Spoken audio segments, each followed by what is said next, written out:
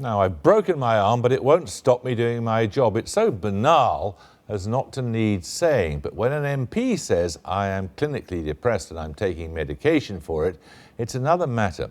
The Labour MP for Barrow in Furness, John Woodcock, has just made such a statement, and the sky hasn't fallen in. Admittedly, it's not quite like the Mayor of Toronto being filmed drunk and ranting or his confession to smoking crack cocaine. Yet for an MP to come out on mental illness is unusual, and many people have praised him for it.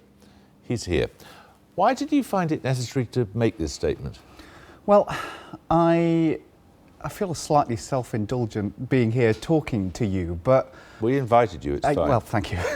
But 1 in 4 people have, the mental health charities say, have problems with mental health at points of their life. But far fewer than 1 in 4 actually seek help. And, you know, I only really thought I could take this step and go to a GP and ask for medication privately because of what some of my friends have done in Parliament in recent months and years in saying that they have a problem in opening up. So I thought, well, if I'm going to do this, then, you know, I should just be open and honest in the way that I am. If I have a scrape, if I, you know, fall off a ladder, which actually started this whole thing, or whatever, I'd say if I had a physical injury, I ought to just treat a mental illness in the same way. What's been the reaction?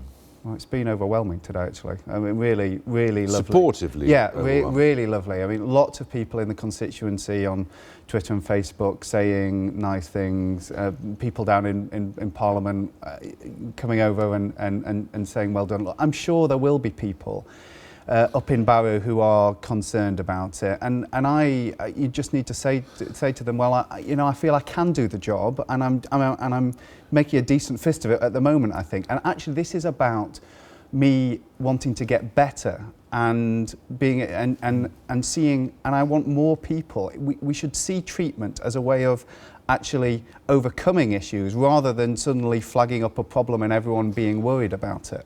But this is depression we're talking about. Yeah. Some forms of depression are so bad that you can hardly get out of bed. Sure. If you can't get out of bed, you can't represent your constituents, can you? Well, I think like any illness, it's going to affect people in different ways. And if it's really bad, then, you know, I hope we can get to a point where more people can be honest about it and then seek help. I mean, I am, you know, I'm blessed. I'm blessed to do the job that I do.